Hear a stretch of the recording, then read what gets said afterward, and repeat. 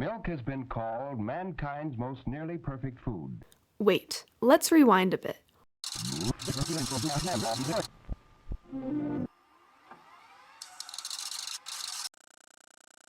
Over time, we've been told milk is an essential part of our diet as humans. It keeps our bones strong and provides us with nutrients we need like calcium and protein, right? But why did we start drinking milk? And why is the government so heavily invested in the dairy industry rather than alternatives? Let's dive in. At the beginning of time, humans were never meant to drink milk.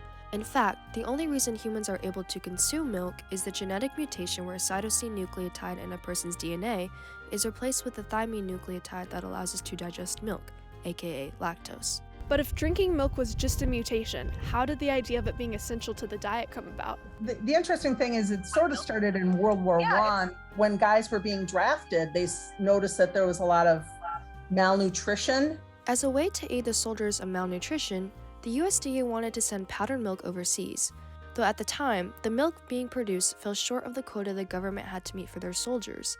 To compensate, the USDA required that dairy farmers increase their milk consumption from 6 to 8% so they could produce more milk-concentrated foods for their servicemen. Soon, in 1945, the war came to an end, though farmers still continued to produce milk. Consequently, there became a surplus of milk and other milk products. They thought, well, maybe they should start getting kids nutrition a little bit earlier, and one of the ways to do that was in the schools, through the school lunch programs. The National School Lunch Program, that began in 1946, then enacted a law that mandated children consume 3 servings of milk a day, later on pushing the narrative that milk is vital and necessary for human health and growth.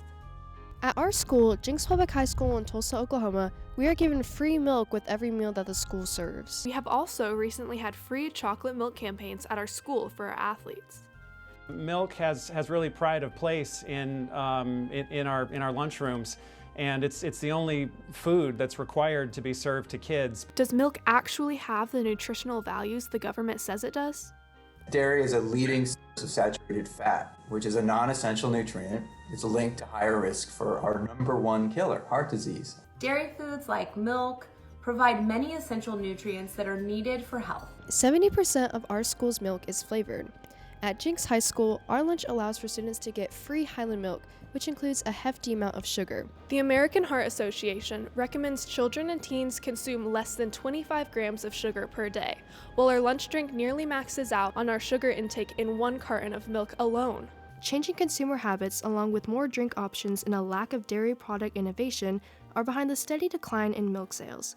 The Checkoff program was formed under the authority of the Dairy Production Stabilization Act of 1983. The USDA, by law, is required to promote certain commodities. It does this through programs that are technically called research and promotion programs, but they are called Checkoff programs for shorthand. In a Checkoff program, all of the manufacturers in a certain industry are taxed a certain amount. They all have to pay in to a promotion scheme. Specific campaigns like Fuel Up to Play 60, who's partnered with the NFL, work with $50 million worth of checkoff funds to integrate milk into schools, including flavored milk.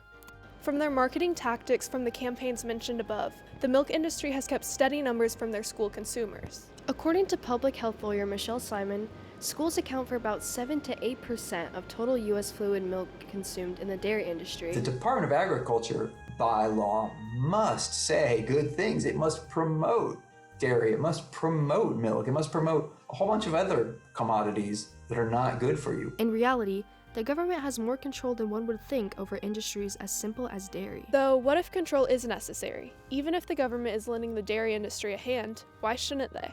$1 billion of the dairy industry is solely from milk consumed in schools. Since schools are a major focal point for marketing dairy, without it, it would be true that the dairy industry most likely would face a decline.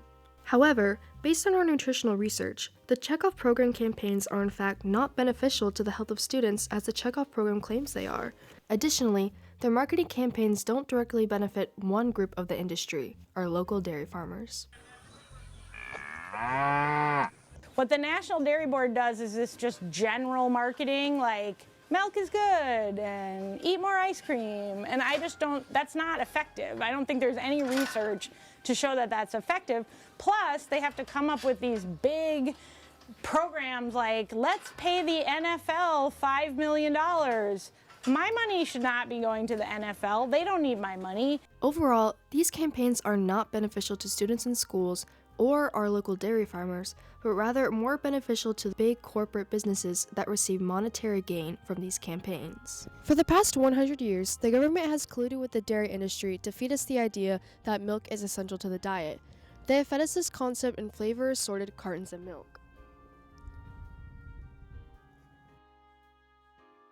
Instead, we both hope the government and the dairy industry will veer their campaign strategies in a direction that doesn't negatively affect the future of our children and the small dairy farmers. In the end, are we really pushing nutritional values, or are we just milking the system?